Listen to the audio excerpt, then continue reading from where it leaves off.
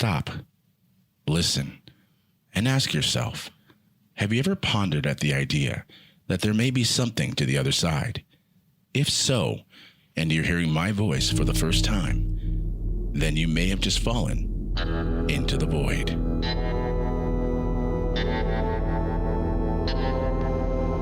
I'm Kaylee. I'm Gregory from Anaheim, California, and we're falling with G-Man into the void. Happy Halloween!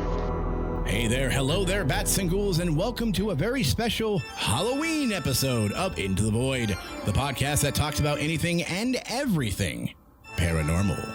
I am forever and eternity your ghost host with the most G-Man, coming to you from this wonderful establishment known as Undercity Comics in beautiful Whittier, California. Before we get started with this spooktacular episode, a big thank you to Shanna Stoker for joining me and my guest co-host as we got some insight to who she is and what she's all about. Hint, it's not just about spells and cauldrons. For a better explanation, tune into the previous episode titled Which Way to the Ghoulish Garb. Well, happy Halloween to all you bats and ghouls out there. That's right, it's officially that time of year again to don our costumes as we take part in that timeless tradition of receiving treats and maybe even a few tricks. And speaking of receiving a treat, I have with me a special guest who will be treating us with what I feel will give Haley Joel Osment a run for his money. By the way, if you haven't seen The Sixth Sense, stop what you're doing right now and go put it on. In the meantime, I'm going to do what I love to do, and that is give a big shout out to Chelsea Luna. Follow Chelsea, a fearless explorer who ventures into the paranormal. With more than 91,000 followers on YouTube, Chelsea's work into the paranormal has led her into some very scary locations. Chelsea's paranormal evidence will bring a chill to your bones and make you want more. Bats and ghouls, do me a favor and pop some delicious popcorn, pour yourself a glass of holy water, and tune in to Chelsea Luna on YouTube or give her a follow on her Instagram at bunnyhopper_. That's BUNNIHOPPER_. All right, it is that time where I get to introduce my co-host joining me for the very last episode of this season. Bats and ghouls, I don't even need to introduce this man, but you know what? I'm going to do it anyways because I love doing it. So joining me is a man who not only works here at Undercity Comics, but handles the soundboard here in the studio.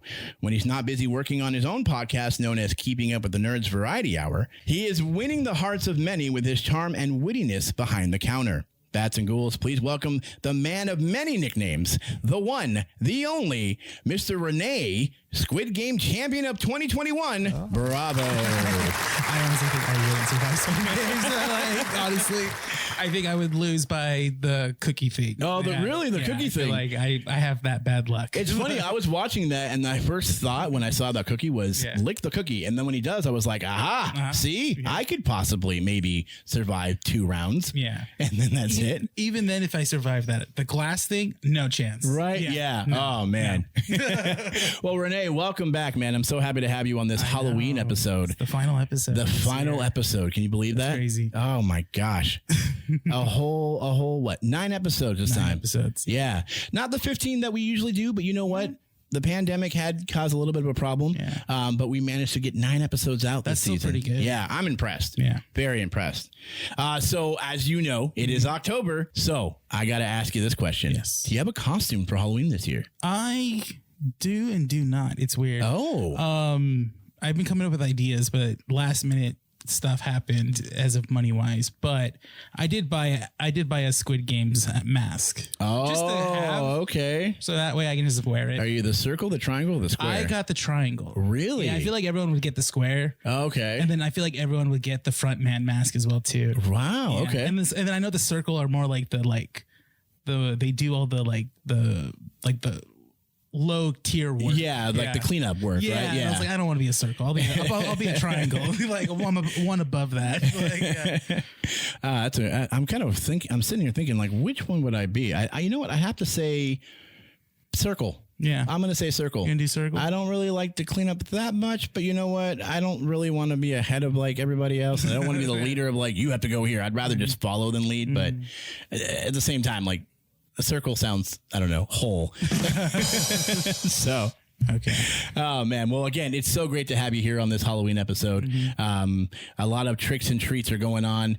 Speaking of tricks and treats, we've got some trick or treaters here in Uptown Whittier going in and out of the store today. So basically what Uptown Whittier does is that for the younger kids that don't have the chance to go out late at night to go trick-or-treating, during the weekends and stuff like that, they do this on the Saturday, usually a week before Halloween. Oh, okay. So kids can dress up and then also small businesses can take part of that as well too. They hand out candy. Oh, that is so wonderful. Just the little kids. And I stuff love like that. Yeah. I love that. That is so great that this town really participates in the Halloween tradition of trick-or-treating. Definitely, yeah. When I was a kid, I don't think they had that. I think it was just, Halloween night, you go out with your folks, go to house to house getting candy and all that. But I don't recall any of the stores actually passing out candy. No. As I got older, I started discovering that they were doing that, and I kind of wish I could have done that as a kid. Yeah.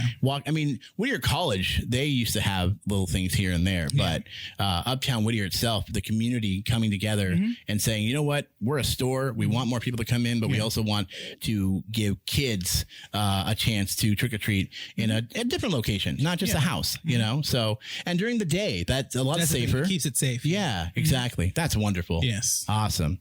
Well, speaking of treats, we have a special guest with us today. Yes. Yes. Are you excited? Definitely. Awesome. Well, now, Bats and Ghouls, I am happy to introduce our frightfully fun and special guest for this Halloween special. Now, you may have seen her on YouTube working alongside some big names such as Kelsey Davies, who's been on the show, Joey Official, and two people that we've been, not we, but I have been wanting to get on the show, and eventually it will happen, Sam and Colby. No. Yeah. The explorers that also explore not just paranormal, but also pretty much around the world.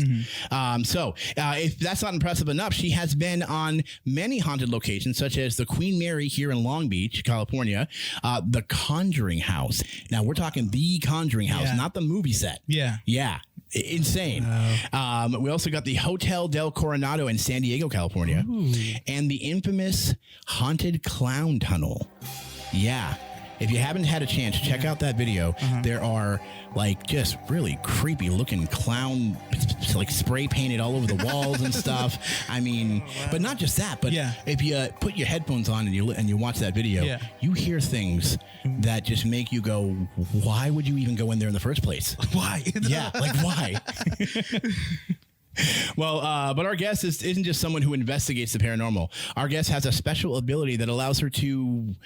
Well, you know what? I'm going to let her explain. Please, I'm going to let her explain this one. Bats and Ghouls, please give a warm welcome to the lovely Amanda Raye. Hello, everyone.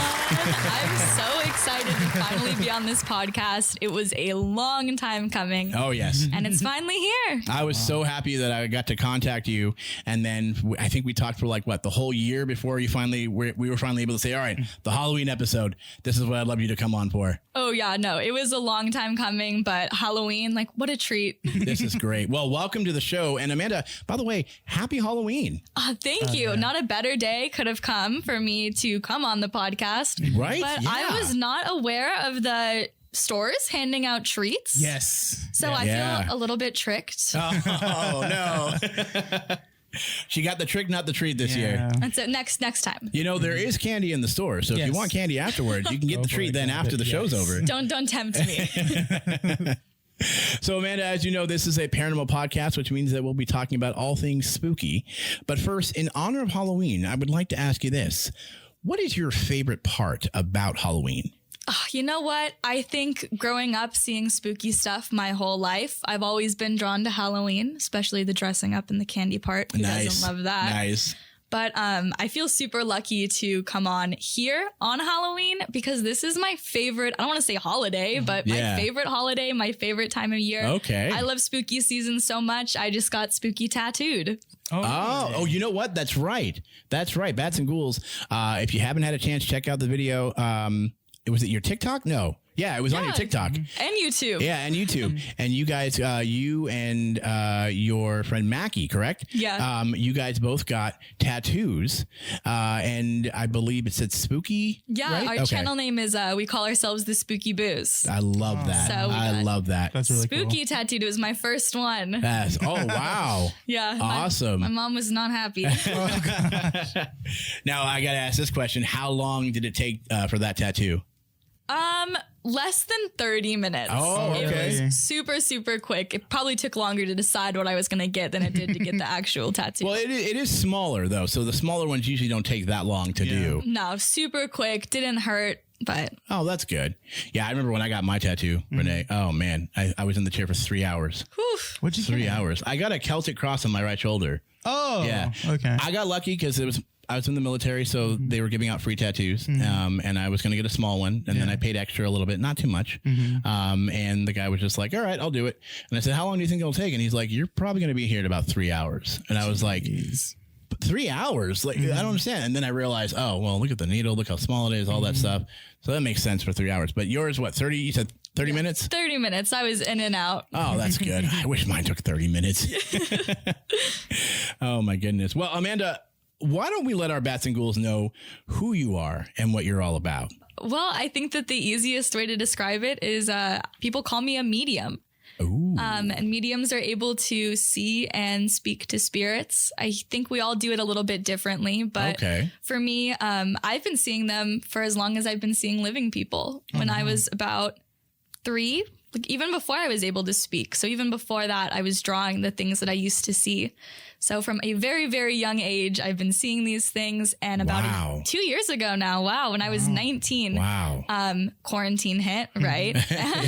Everything went on lockdown and TikTok came out. And I swore I was never going to download TikTok because I wasn't going to waste my time scrolling. Oh my God. I was the same way. Same here, Oh, yeah. actually, yeah. And then we got deep into quarantine and the boredom hit. And I thought, you know what? I'll download TikTok, but I'm never going to post on TikTok. That's another thing too, yeah. Oh, and then we got really deep into quarantine. So I was like, you know what?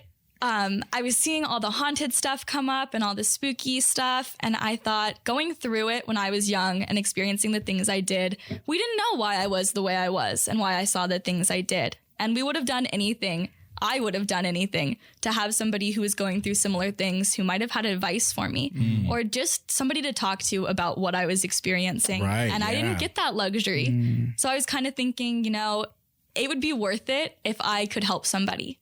And even if I just like post one TikTok, it reaches a few thousand people, maybe, like just maybe one of them will have been going through what I went through. Yeah. And it would make what I experienced worth it. So I did it. I posted a TikTok talking about my experiences growing up, seeing the dead and the demonic. And it ended up getting over 5 million views. Wow. Kind of kickstarted my career into doing what I'm doing now. Amazing. Yeah, it's kind of crazy how the world works. And I swore I was never going to download that stupid app. And here I am sitting on this podcast. It helps though. Oh, yeah. No, it really does. Yeah. I wasn't really sure if I even wanted that because I was like, I'm you know, of age. And I just didn't really think it was, you know, maybe appropriate for me to even download it. And, you know, like you said, the pandemic hit and we went deeper into the pandemic. And next thing I know, I'm just like, I need to do something. And I downloaded it and I put some stuff up. And I remember the first time I put something up, I told Renee, I was like, dude, I have over 500 people that play this TikTok. Yeah. Why? All I did was shoot myself in the face with a dart gun. Yeah. with the Boba Fett helmet. Yeah. And for some reason, people were like, "That's so cool. Keep watching it." He told me why, though.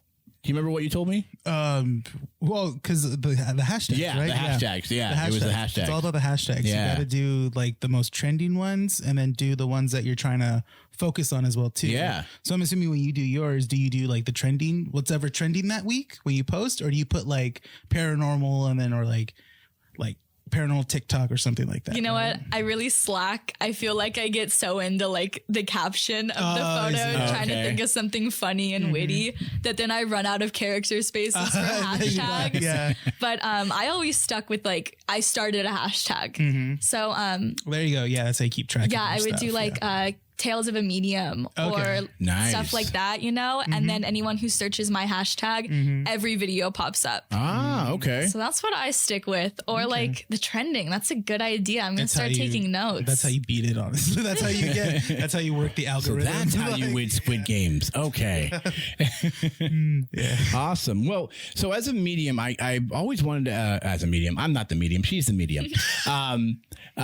So you being a medium, I've read a lot about people self-proclaiming as mediums.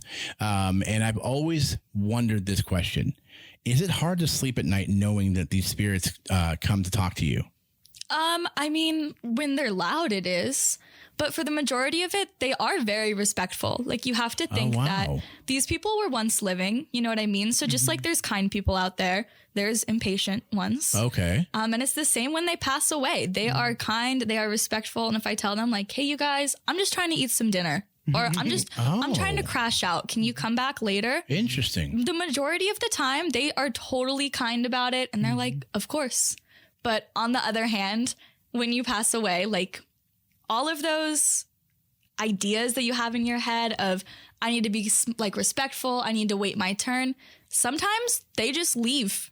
And you're like, you know what? It's my time. I get to do whatever I want. I've spent my whole life worrying about what other people thought, what other people needed. Like, now it's my turn. And when they're like that, oh my gosh, are they persistent? Wow. So every once in a while, you'll get one of those, and I'm like, oh, I got to get out of bed and I got to talk to this person. So just to clarify, it is nothing like what you see on television. No, I don't. I mean, so. you have pretty much control of asking them to leave you alone or to just let me be and I'll get to you when I get to you. Absolutely. I think, so you guys are pretty into paranormal, and I think a lot of your bats and ghouls are. Oh yeah, definitely. But The Sixth Sense, how you brought that up in the beginning, that movie is super oddly specific on like what it really is like to see them and how they act. Interesting. Except they know that they're a spirit. You know, they're not confused about it. So in that sense, it's a little different. And I'm trying to think of the other show. Oh, Ghost Whisperer. Oh, yeah, that's right. I remember watching that for the first time. My dad put it on, and watching it, I looked at him and I said, whoever wrote this show sees things like I do. Oh, okay. Like, it was the closest one to my experiences.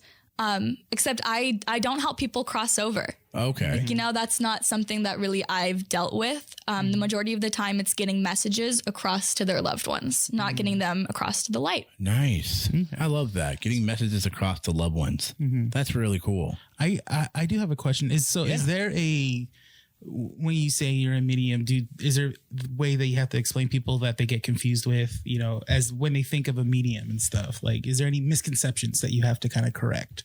I think a lot of people, when they hear the word like medium, they immediately think of witches. And I don't deal with like witchcraft or anything like that. I'm totally inexperienced. I don't read tarot cards. I also don't practice my gift. I just kind of am working with what I was given, just you go know? with the flow. Yeah, exactly. Like, I didn't ask for this. I haven't practiced it. So I'm just going to try and work with what I was given and make the best of it, help people. But I think that, the biggest misconception is that this is the devil's work. Oh, I see what you mean. Okay. People confuse it. Yeah. Yeah, they think that what I do is evil. And I think that that's as far from the truth as you can get. I work in only love and light. And while with good things come bad things, so I'm not saying that I only see good. I wish that was the case. Yeah. I do see bad. I just don't deal with them. I send them away. So like that came up in the Conjuring house. You know what I mean? There are times when I'm doing readings for people at funerals or celebrations of life, and all I do is talk to their loved ones.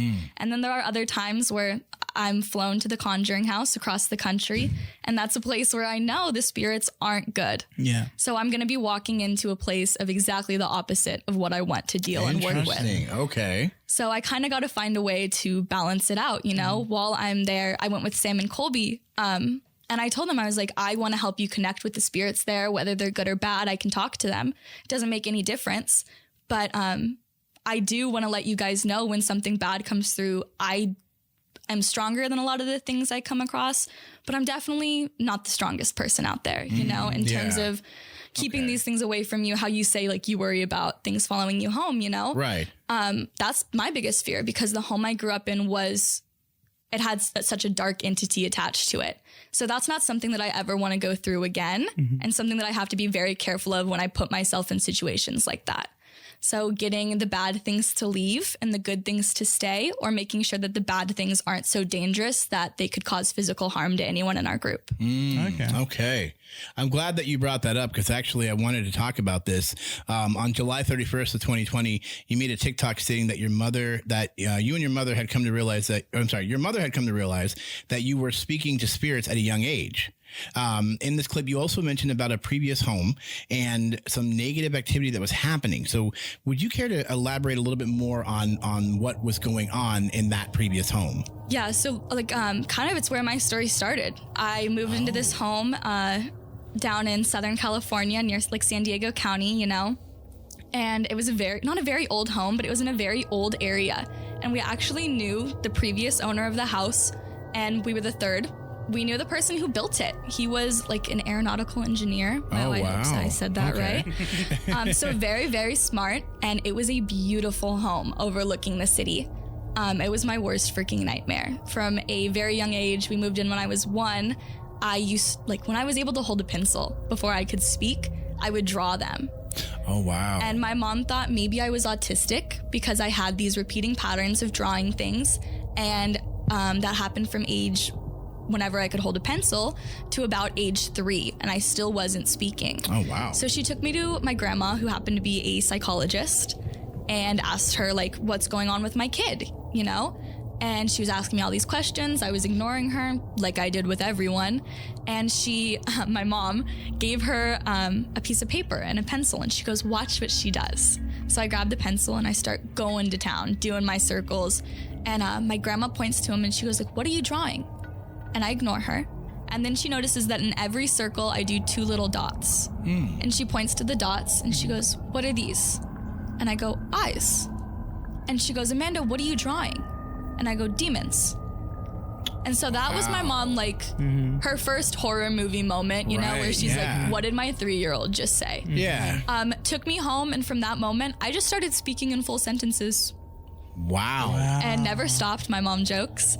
Wow. But I would describe these things. I'd have panic attacks at night. And my mom, it got to the point when I was around 5 or 6, she was out of her mind. I wasn't sleeping. I wouldn't sleep alone for sure. And she thought either I was making it up for attention. I have an older brother.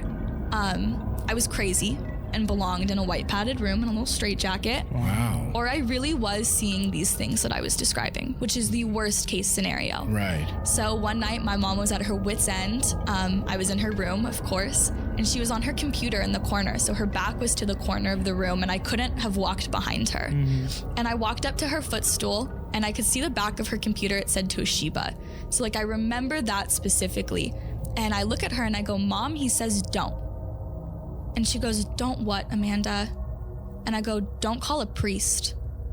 And my mom was on her laptop for the first time ever looking up priests to come and exorcise our home. What? And she hadn't told anyone about it. My father, and she had never said it out loud. It was a last minute thing, Something she never said out loud. Yeah, no, it was just, what are my options here? Yeah. And there's no book, my child is seeing dead people. Right. What do I do? Yeah. That's not in the parenting books. So what do you go off of?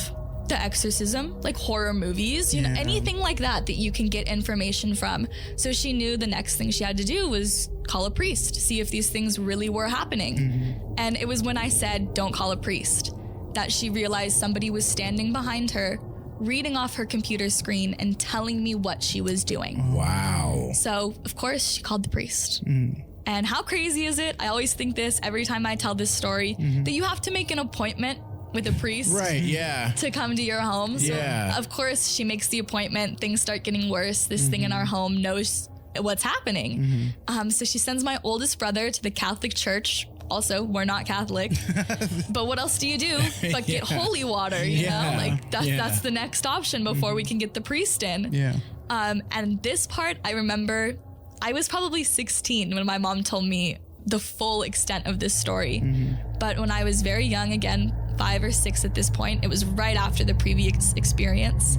I was following my mom and my brother around. We were outside my bedroom, and the way our house was you walked in on the first floor, and it was the top story, and then you would walk down the stairs to the first story, we were on the side of a hill. And we were downstairs where all of the bedrooms were. And we were right outside my bedroom. And he had a Gatorade bottle, one of the old like blue Gatorade bottles with the label torn off. But you can tell it's a Gatorade bottle by the shape. Oh, yeah. This is just like, and I share these because these are what's like burned into my brain. Because this was like such a traumatizing experience for me. I can imagine. Yeah, absolutely. And he was dumping the Gatorade into his hand and flicking it on all of the corners of the doorways in the rooms and brushing it on top of the walkway, like doorways, stuff like that.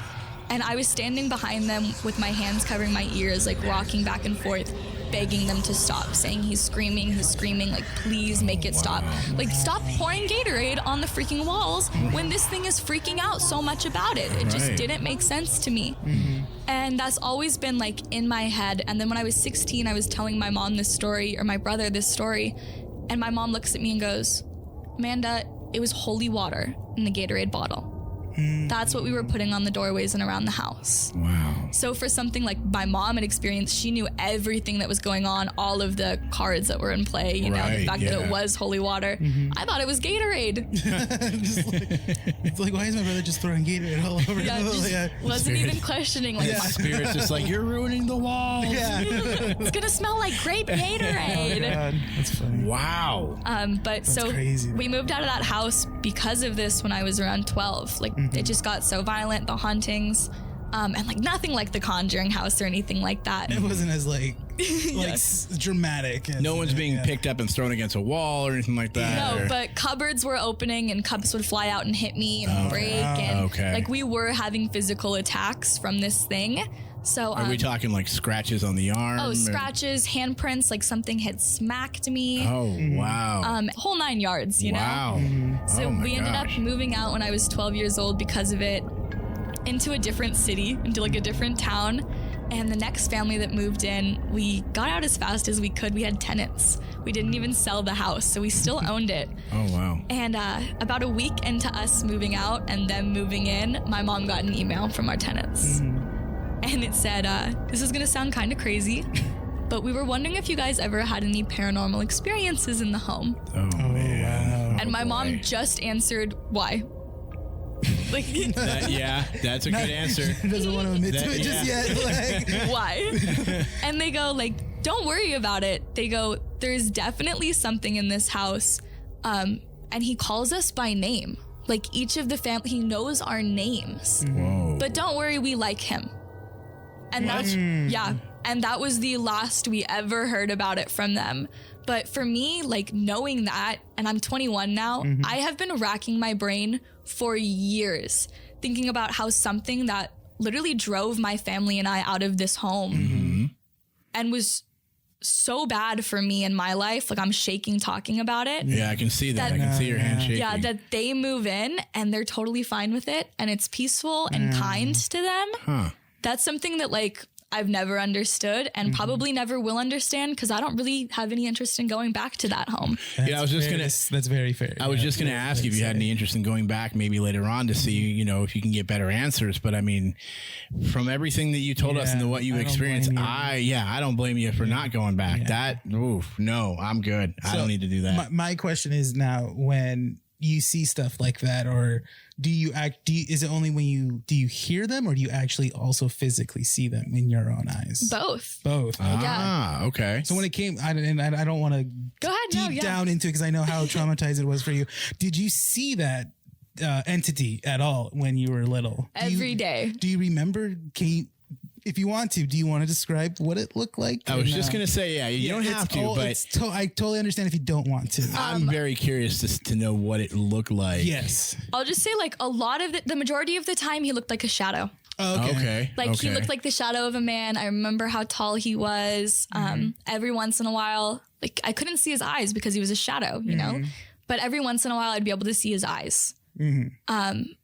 Yeah, that's fine. Okay. That's totally fine. That's all I got. Okay, no problem. Thank you for telling us. Yeah. That is very interesting that you told us that the entity or the shadow was a tall man, and I say that because I recall back to when we talk about Shadow Chronicles on this episode, and we talk about people letting us know about what kind of shadows they've seen, and a very tall man seems to be coming up a lot lately. So I'm now my investigative brain is starting to kick in. Yeah. Renee, I think I want to go do an investigation. What's going on here? But yeah, that's not a coincidence. That's for sure. Yeah. Seems like there's Wow. some sort of connection there. Yeah, that's wild. That's interesting. Thank you for sharing that with us. My brain's trying to wrap around what's going on here. Oh my gosh. Well, thank you so much for sharing that with us, Amanda. That was definitely intense. So let's, why don't we move forward here? We're going to move forward with something that you had done with your mom on May 25th of this year. You and your mother took a trip to an old mining town in Arizona. Now, in this TikTok, you had mentioned that it was one of the most active places that you have ever been to, and I say so far, because there's another one we're going to talk about. But can you share with us your thoughts and feelings when you arrived in the mining town? Oh my, I can share my exact thought that went through my head because it was so crazy. Like, so spirits have energy, people have energy, and living people feel different to me than dead people do. So that's a lot of the way, if spirits do look like the living, how I'm able to differentiate between them. But going into very packed places, I'm sure you've had other sensitives on this story or on the show. They pick up energy from people too. So going into really active places like baseball games or like concerts, it's kind of hard for us because we feel everyone's energy. Interesting. And when I went into, it was Vulture City Mine in Arizona. I had never been before. I had never done any research because I prefer going in blind. Obviously, it was an empty place. It's a ghost town. Yeah. And I said when we pulled up, my mom goes, "How are you feeling? Like, are you seeing anything? Like, what's going on?" And I was like, it feels like I just pulled up to the Padres Stadium. Like, there are so many people's energies here. It's overwhelming. Wow. And that was like the start before I'd even stepped foot out of my car. Dang. Oh my gosh. Okay. But yeah, that was one of the most active places for sure. And so many different spirits there. It was, we were filming for a pilot for a TV show, actually. Oh, okay. So the idea behind it was there were people mentoring us who were like more advanced or more experienced. Okay. So I got to go into this place and we were supposed to be on teams. I was put alone. You were allowed to use, I know. No one wanted to work with me. No. It's junior high all over again. Right? Picked last for dodgeball. But that's okay. I didn't need any of the equipment that they were using because I am the equipment. I was just going to say, you are the equipment. I don't need any of that. Yeah. So it was kind of cool to get to go off and do it by myself without any equipment and do it the way that I wanted to do it. And no distractions either. It's just you and focusing in on what's around you. Yeah. So there was times where this was like the worst. I'm walking up to this tree and I'm like, there is a person swinging from this tree. Like they were hanged. Oh, okay. And the woman who's mentoring me goes, "This isn't the hanging tree." And I was like, "No, I know. Like, there's no sign about it or like information." I was like, and it doesn't look like it would be a tree that anyone was hung from. It was super weak, like little twigs, you know? But I was like, somebody was hanged here. Yeah. I'm looking at them. Wow. And later on, obviously I wasn't supposed to know this until afterwards, but a man was lynched there for stealing. And it was a very famous case, but it wasn't in any of the history books. It wasn't online or anything. So even had I done research, I wouldn't have found this. Yeah. So the woman who was mentoring me was like, "Oh my gosh, this is going to be killer," super stoked, trying to trick me. And I'm like, no, I got to stick to my guns because I'm seeing it with my own eyes. Definitely. I know that somebody was lynched here. Oh my gosh. And then the brothel is supposedly the most active building. They told me before that there was one building that they wouldn't let me go in alone because I was a woman and because I'm young. Okay. So I wasn't sure which one it was going to be. And there's obviously multiple buildings on there. Right. But I kind of realized which one it was when people started coming in with me. Yeah. So I walk in and right away I'm telling them what I'm seeing. There's a man in the room to my right when I first walk in. And he is not happy that I'm there. And he's not happy that I can see him. He's not happy that I'm willing to address him and acknowledge that I can see him. He thinks because I'm a woman and because I'm a free woman specifically that I'm below him. You know? Oh, okay. So he was not about me being in his place. Yeah, I see. And he wants me out. And at one point, he just swings the door open. Oh, And my cameraman starts like shaking a little bit, you know? Really? He doesn't really believe in this stuff. He's seen some things, had a couple experiences, but nothing like this. To that extent. Yeah, and this man is like just challenging me. He's just being rude. Yeah. And I'm like, you need to shut the door. And it starts to shut, and I go, now. And the door slams shut. Oh, I love that. And my cameraman was like trying to get out. You know? He said, I'm not getting paid enough for this. But I love that you showed you're here and you're not gonna be, intimidated by him. Yeah. That's amazing. I love that. So sometimes places like that, like I said, there are spirits out there that are respectful that sometimes I get to see and have conversations with. Like I can talk to you guys now. There are some that want what they want and they want it at that exact moment. Right. And then there are people who are just not nice. Interesting. Yeah. Wow. Okay. So that camera guy that was with you, I'm curious about him. You said he didn't believe anything. He didn't really believe in the supernatural, paranormal, anything like that. Yeah. And the fact that he got to witness something like that, I can only imagine he went home and said, I need to read my Bible now. Wow. Oh my gosh. Wow. I think I definitely ruined him a little bit. Right. Yeah, probably. Kind of threw him in the deep end. You did tell a spirit to close the door and the door closed. That's going to stick with him for a bit. And you would think it's a camera guy. Like you should know what you're signing up for. That's the thing. Well, I mean, he's just a camera guy. That's the thing. He's just following whatever studio he works for. True. Yeah. And they're like, here, you're going to work on this paranormal show. He's like, okay, fine. Yeah, I'll do it. Not thinking like he's going to see anything. Look, Paranormal. Look, I just press record. That's all I do. That's okay. it. If I get it, I get it. Yeah. He got it. Oh my goodness. Well, let's move on to your YouTube channel here. I want to talk about the YouTube channel known as the Mackie and Amanda YouTube channel, also known as the Spooky Booze, as you mentioned earlier. Yes. So before I get into this, I just want to mention here that they have over 123,000 followers, Renee. Wow. I know. I think we have like 74. I think I only have 75 subscribers. Right, yeah. Online. Oh my gosh. So 123,000 followers and growing. And you two have already covered so much as far as the paranormal locations to go and still have more to go. So you've covered such places like the abandoned haunted school, which was very interesting to watch. The fact that it was like in a public area and you guys still were managing to pick up a lot of interesting noises and feelings. You also had the Millennium Biltmore Hotel in Los Angeles. And also just recently you stayed overnight at you stayed overnight in the most haunted estate in California. And correct me if I'm wrong here, the Vickers Estate. Oh yeah. Okay. And by the way, this was just part one that I saw. Oh really? Okay? Yeah. I was like I told Renee earlier today, I was like, it's 3 a.m. in the morning and I'm finishing up this episode because we just launched a new episode last night.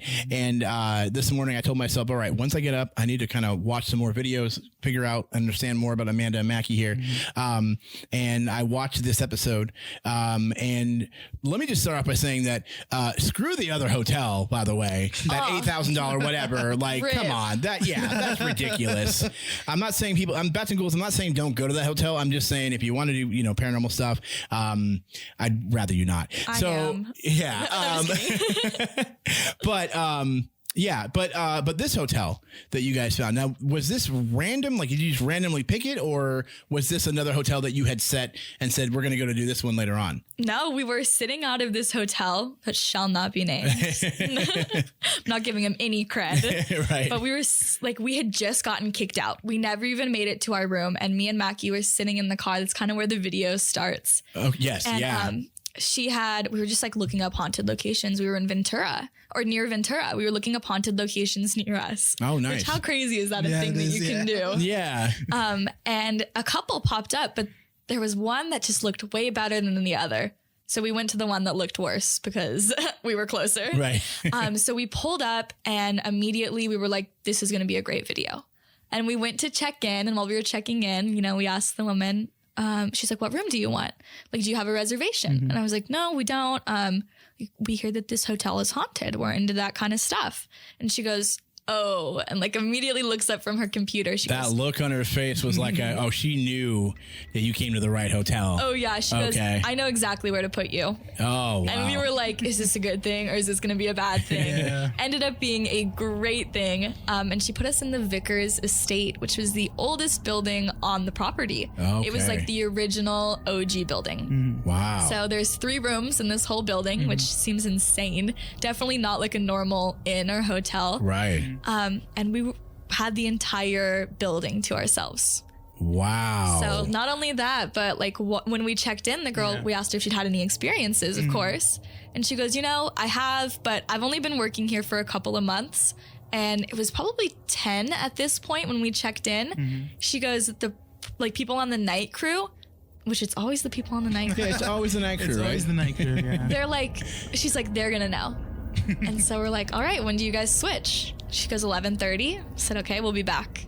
So we go, we kind of get our stuff settled, start filming. That's when we like went down to the ballroom and I was led to the ballroom. Right, Which yeah. was such a crazy experience. Like I just couldn't believe it had happened. Like catching it, I was like, oh, no one's gonna believe this. 'Cause You this gotta, is just- honestly, Renee, like if you check out the video, not just for Renee, I apologize, I would say, Renee, check this out, Renee. But Bats and Ghouls, if you watch the video, like there's a point in time where you guys are going down the steps and like you were just you just pulled back the curtain, like you had that feeling of just pull the curtain back, and right there through the window is the ballroom. Yeah, the ballroom was because Mackie had read about it. She said there's a ballroom here. There's an old building that's like the original building. Okay. So those are the facts I knew about this place, and it was built in like 1910. Oh, wow. Those were my 3 that I was rolling with. Okay. And we're walking to our room, walking. It's like so far away because it's not tall. It's like spread out on the beach. Lengthwise. Yeah, exactly. Okay. So we're walking. We're like, oh my gosh, this is the ballroom. We literally passed it on the way to our hotel room. And we're looking and we're like, it's so crazy in there, whatever.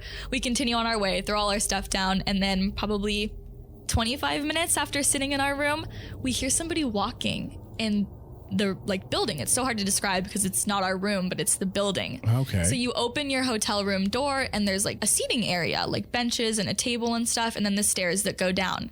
So we can hear somebody walking out there and we're like, what is that? And we open the door and there's nobody up there because we were the only ones in the building. But we thought maybe Mackie's mom or I don't know, somebody.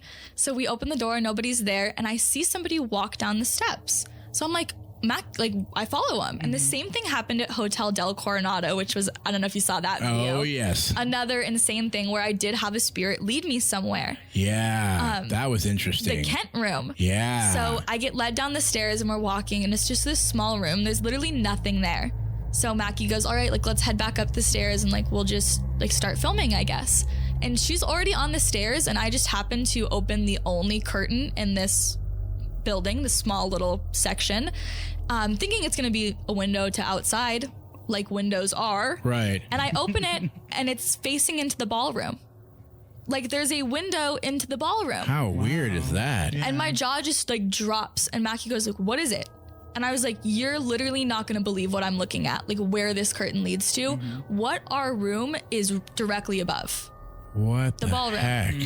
And so she opens it and that's when she's like, no one's even going to believe this. Oh, yeah. Yeah. During the video, you hear Mackie just say, like, dude, people are going to think this is fake. Yeah. And like, she's going on and on about that. Yeah. Yeah, and I would, like sometimes things happen that are so coincidental where I'm like there was like a little bulge behind the curtain. That's why I was like, oh, do I open this? Do I not? Right. And I was finally like just open it.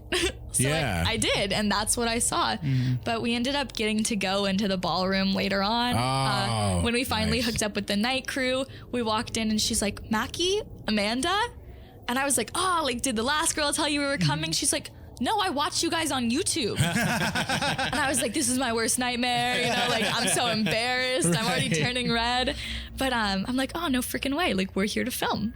And she goes, oh, we have some places for you. Oh, that's cool. And they took us all around. They showed us pretty much everything in the whole hotel. That's and then, amazing. you know, the Estes method, right? Oh, yes. Absolutely. So we decided to try the Estes method. And we asked her, we're like, do you want to try it with us? And of course, she was all about it. So we took her the entire video. We had somebody with us, which I think is really cool because we had never done that before, you know? Oh, wow. Anyone can say that you fake stuff when it's just 2 people or 3 people, whatever, your crew. But to get to take 2 or 3 people on who are absolute strangers, work for the hotel, and have never seen me, and then one has seen us. So she's like a fan of the show. Yeah. Was super, super cool because it doesn't give you an opportunity to be like, or it doesn't give anybody an opportunity to say like, oh, they faked this. Right. Like yeah. we had witnesses the whole time, and crazy, crazy things happened there with the blinds, curtains swinging, like handle to that. Okay. So during that part, you guys were in, and correct me if I'm wrong, it was room 112, correct? Okay, so you guys were in room 112, and you were standing. You and Mackie were both standing facing the camera and talking. As you guys were talking, as you ladies were talking, I could see behind you. There's a curtain rod that is swinging. It is just consistently swinging. And I'm thinking to myself, like, oh, they must know about this. Like, they must have seen it already. They don't point it out till later on in the video when they notice it. And I'm just like, okay, wait, hold on a second. What? I mean, that was, and then the evidence that you got in that room. I mean, there are points where like I jumped and I'm sitting there eating waffles. Like I dropped my waffle on my plate because I'm like, what the heck? Like the REM pod that you use that kept going off. And I know a lot of people speculate on the REM pod. It's this circular pod with an antenna, and it goes off. And I believe it goes off because of, correct me if I'm wrong here, energy that is being passing through.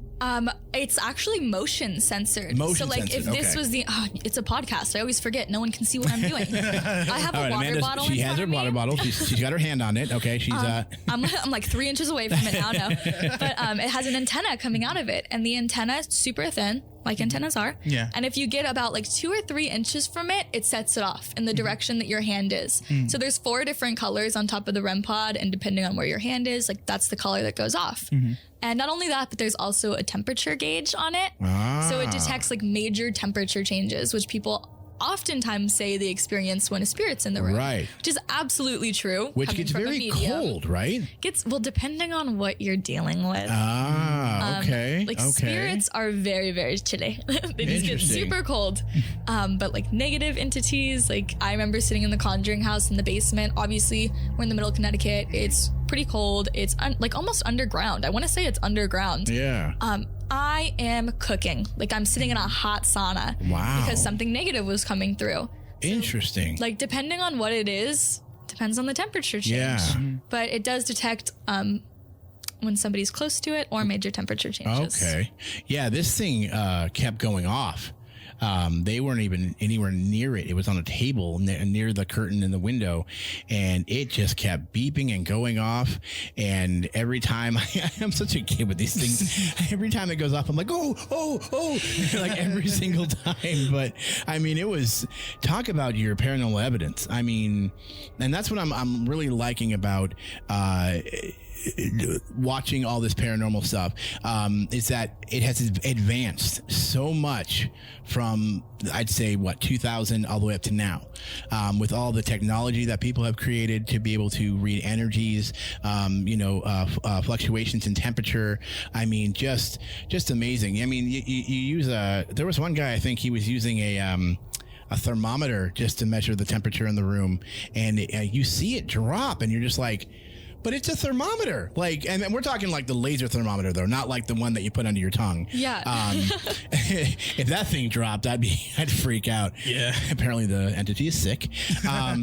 But yeah, I mean, you ladies you have gathered so much evidence at that hotel, and I honestly can't wait for part 2. I'm excited. Drops today, 3 p.m. Every Friday and Saturday. No, I'm just kidding. But yeah, the second part dropped today. Oh, and wonderful. You're going to lose your mind on this part because, like I said, we were walking around with the crew of the hotel, and they're like all about it. Like, because they had never seen it. They're filming on their phones, right, like everything that's happening in the rooms. Their minds are just blown that they're watching this with their own eyes. Oh my gosh. And in Vickers Estate, the oldest building, there is no one in there, so they're taking us to like the different room in Vickers, right across from ours, and it reeks. Like we go in, and it just reeks. And we're like, oh, like, what is that smell? And they're like, it always smells like this.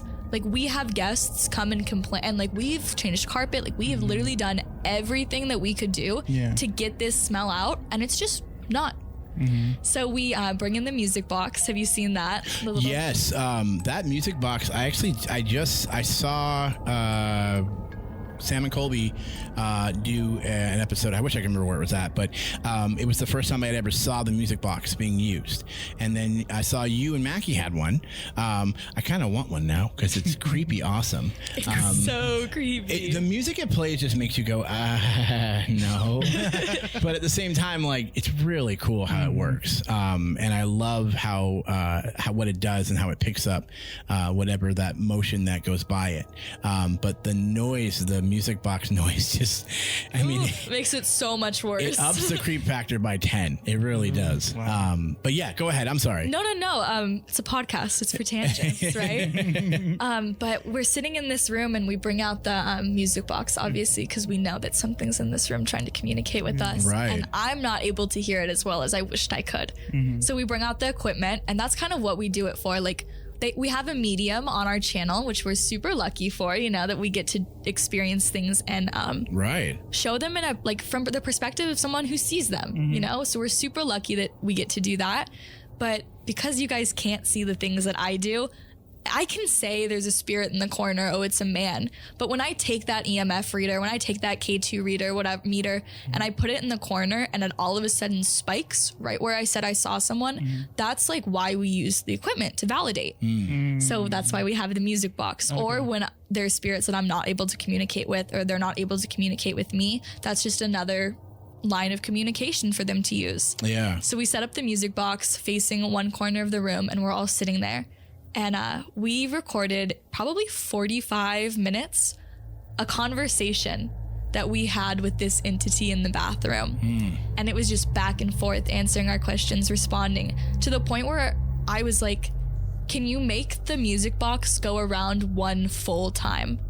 And it would go around one full time. Oh, wow. Like, even I was trying to trip this thing up, and like, there's always going to be skeptics out there. And thankfully, like, not only am I a medium, I'm a mad skeptic. Right. Okay. So I always wanted, like, if it's going off consistently and it never goes off, we'll be sitting there for an hour and nothing will happen. Yeah. And then the minute something walks in front of it, it'll go off. Wow. But if it's consistently going off, like, so much activity where somebody could be like, oh, it's broken, I will turn it off and recalibrate it just to be like disprove it, you know? And I want to prove it to myself. Yeah. We did that multiple times in this room. Oh, wow. And every single time it would just go back to talking with us. Didn't ever skip a beat. Wow. So you're going to love that. 45 minutes of straight conversation I with the spirit. am so excited that she said that it's out now. So I'm going to end the show here. I'm going to run home and put it on because I'm very excited. I love your guys' channel. I love what you do. It's amazing. So I'd like to, I know we're running out of time here, but I would really like to talk about this. And this is a Halloween special. So we're going to up the spook factor by 5 here. I'd like to talk about your visit to the Conjuring House. Now, I know we've mentioned this a few times already on the show, but now I'd like to really put some focus on this. So you had the opportunity to visit a home that is known for its very negative spirit. And of course, I'm talking about the Conjuring House in Harrisville, Rhode Island. So I can only imagine what was going through your mind when you agreed to do this with the well-known explorers, Sam and Colby. So walk us through that process. How were you feeling knowing that you were going to go to the home of the Perrin family who have multiple claims of being haunted by evil spirits? So of course I've seen every Conjuring movie. Okay, good. Like, I'm a horror movie nerd. So okay. Having grown up in my own kind of personal horror movie, I'm like, I want to see what other people are going through. Right. Yeah. But just besides the point, I love the Conjuring movies because I think that they are the most realistic in terms of what it's like to experience a haunting, especially because there were children involved. And for me, I was a child going through it. Right. So I've always been drawn to that kind of side. Same with The Sixth Sense. But I had heard of Sam and Colby before they reached out to me. They DM'd me on Instagram, just like you did. Friggin' Instagram gets us everywhere.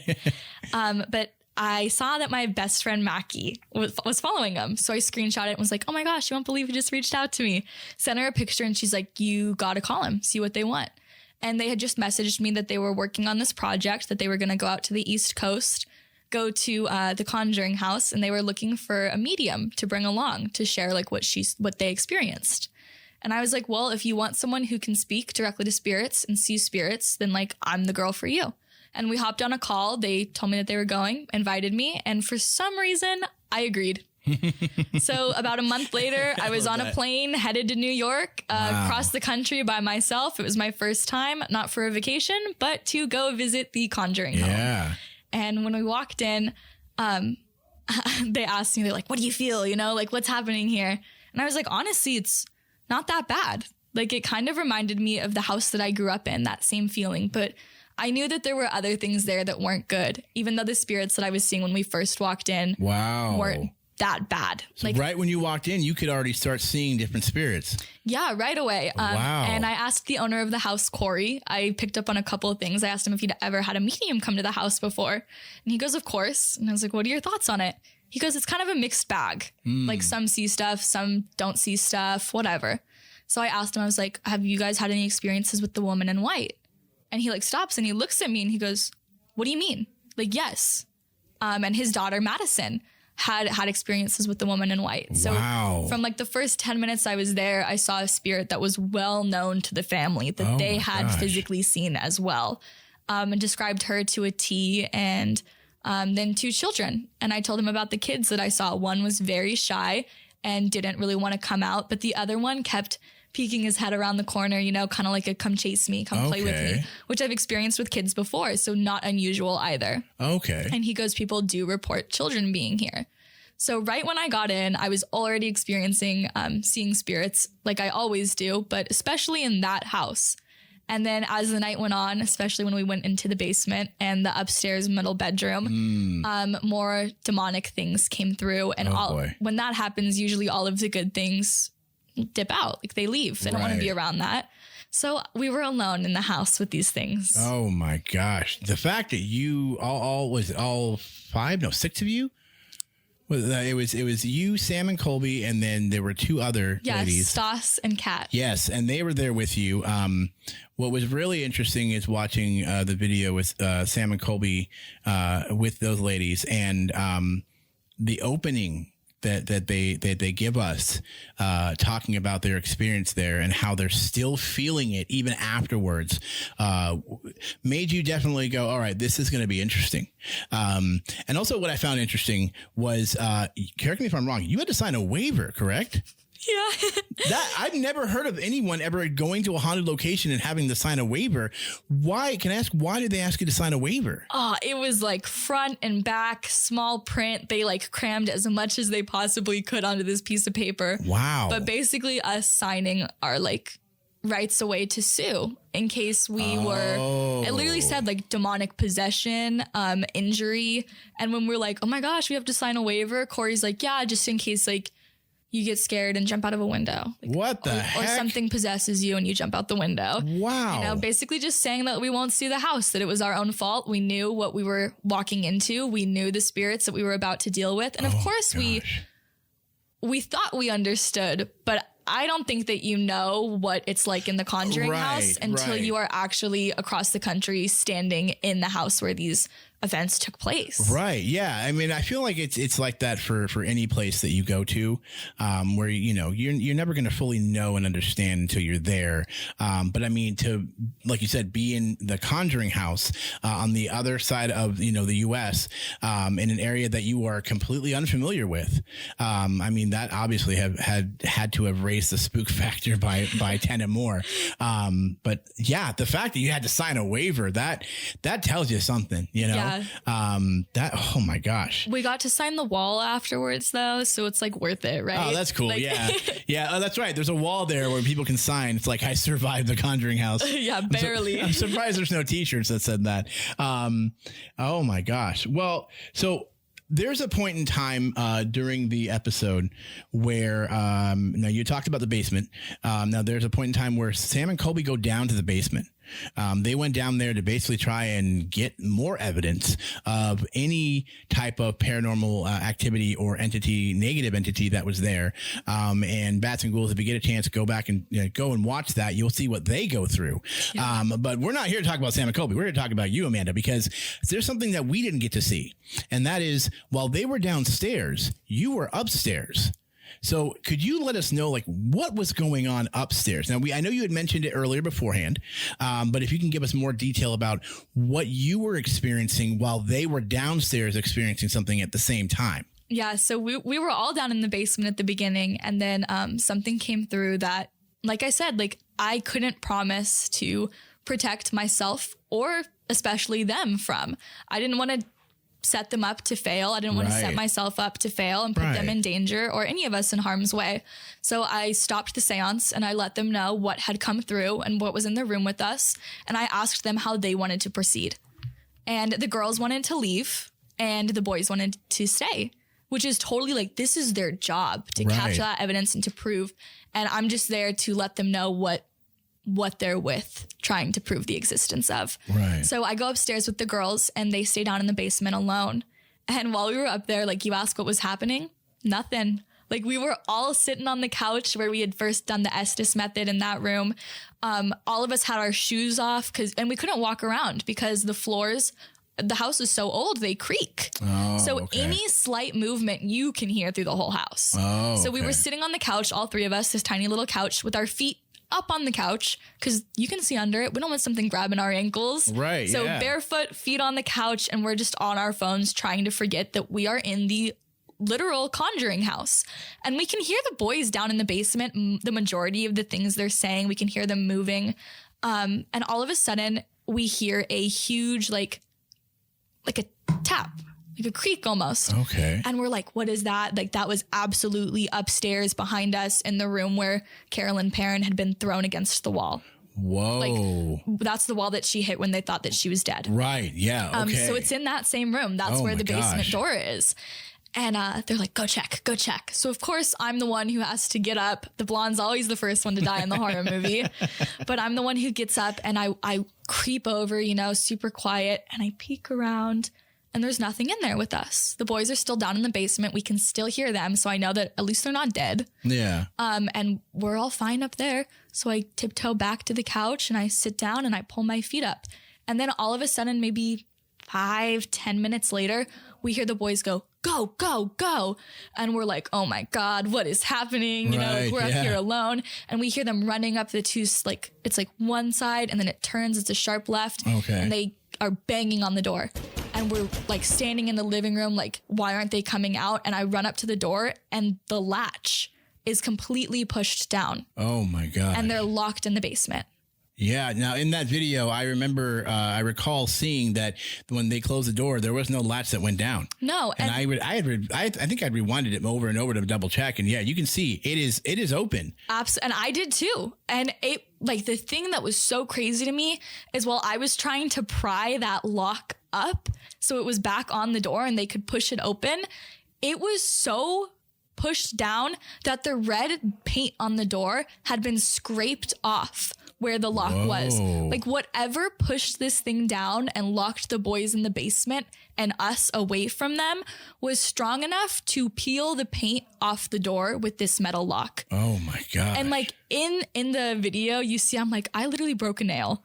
Like, right, you say that. Yeah. And I was like kind of joking, you know what I mean? Trying to make light of the situation that whatever demonic entity they were in the basement with had told them, I'm going upstairs, like, to the girls. That literally told them that. So they were like, the girls are in danger. Like, this thing is headed upstairs with the girls where they're alone. Wow. So that's why they ran up the steps. But whatever this demonic entity wanted it so bad, it was able to do that. Oh my God. So yeah, I literally broke a nail. Like, I tried and the adrenaline's pumping, you know what I mean? You're in the conjuring house and you're like locked away from the people that you're with. 2 of your friends are in the basement trapped with this demonic entity that I had just left. And I could not get the lock open. It was like one of the scariest moments of my life. Wow. Jeez Louise. That's insane. Yeah, it was definitely heavy. But even they just went back alone. Did you know that? That's insane. Oh, they're crazy. Those guys are nuts. I couldn't believe it. They're on a mission to prove it, and they are not giving up until they absolutely, without a doubt, have black and white proof. I mean, you got to give them the benefit of the doubt. You really do. These guys, Sam and Colby, have worked really hard to get, that paranormal evidence and to prove to everybody that, look, this is real. Oh, yeah. And that's something that, like, I think we try to do here on the show as well is, when we have people that come in and talk about their experiences, whether being a medium or, just experiencing the paranormal entities, negative entities. The goal here, I feel, is to just prove, verbally that, hey, what you're dealing with is real.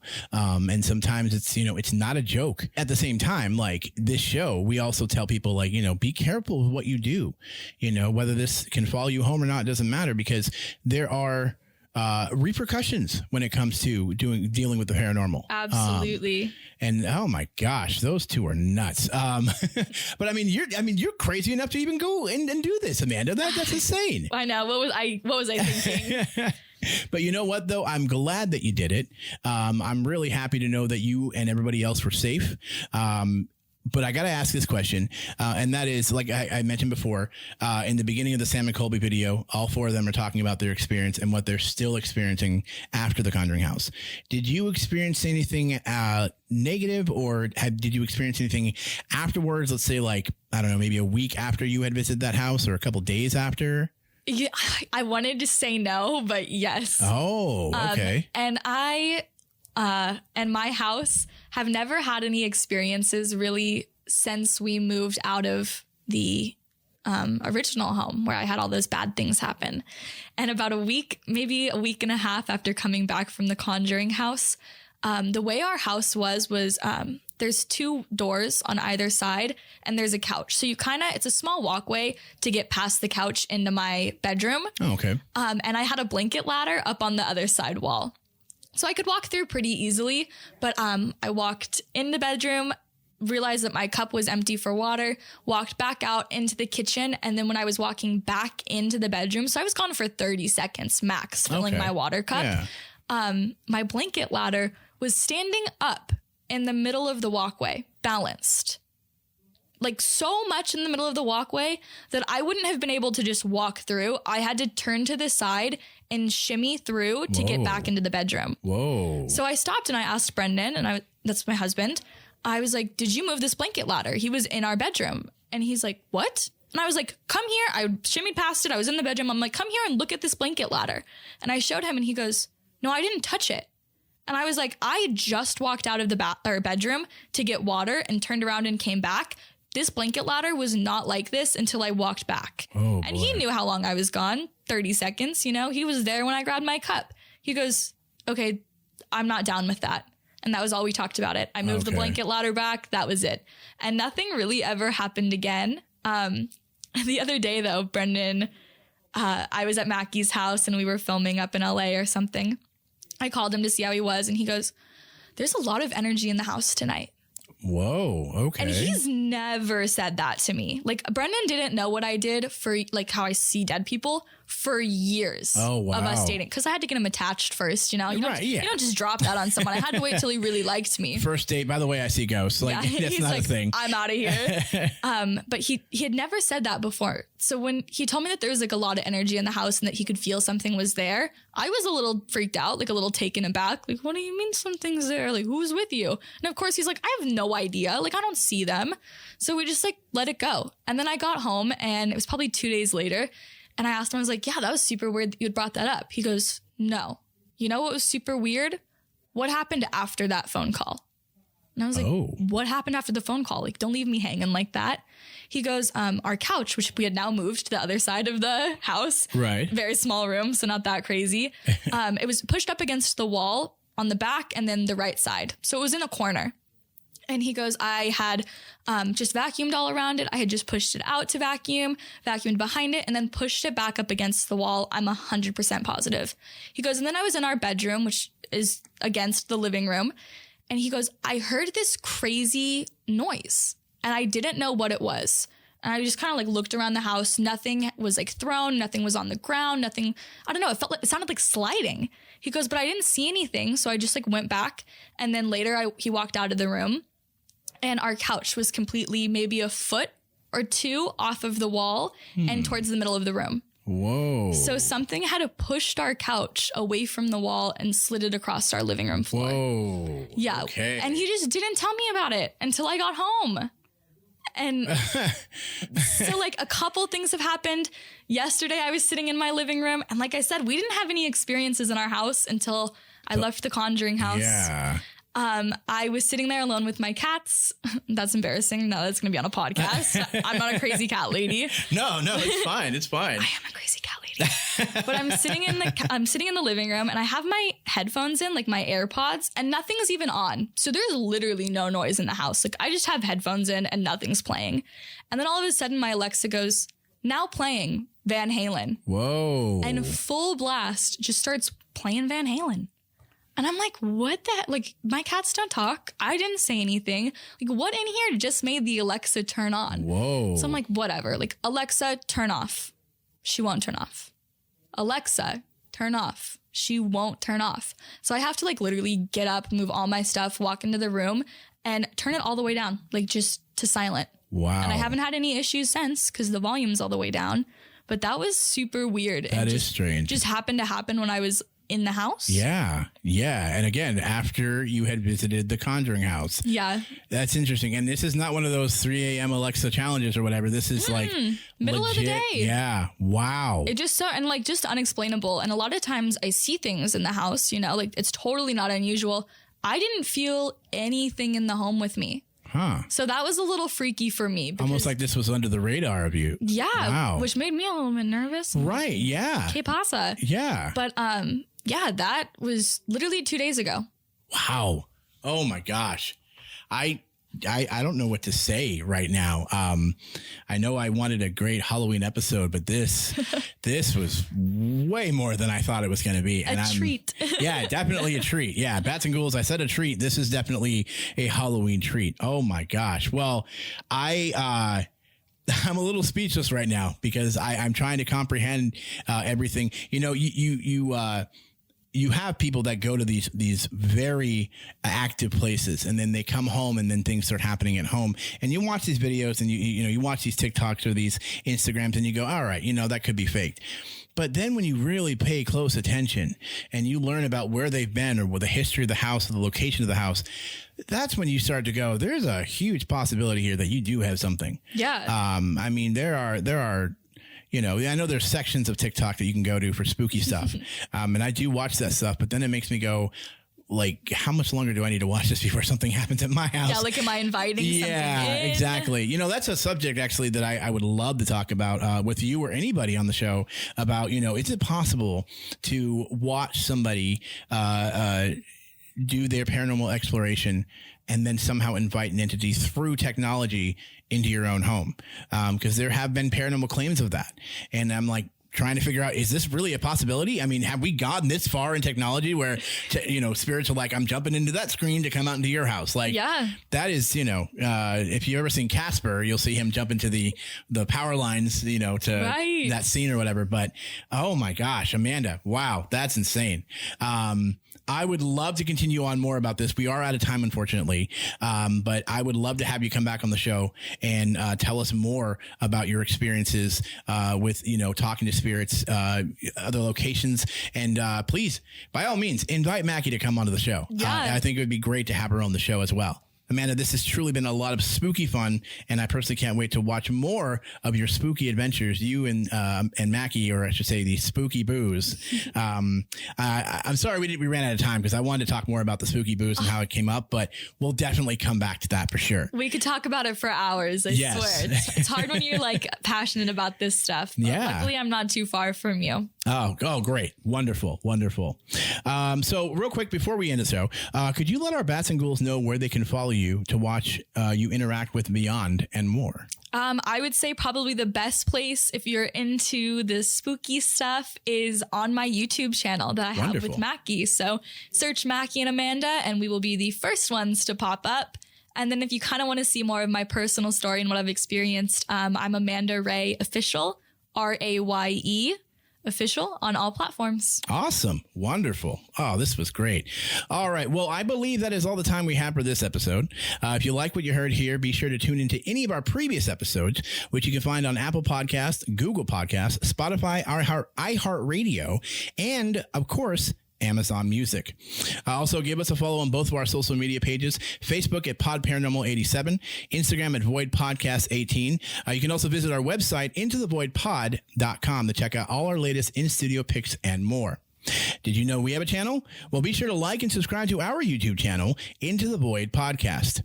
And before I forget, Bats and Ghouls, check out our show store on Etsy. That's right. You can be the proud owner of some amazing Into the Void memorabilia. From mugs, t-shirts, pillows, and more, you can find it all in our store.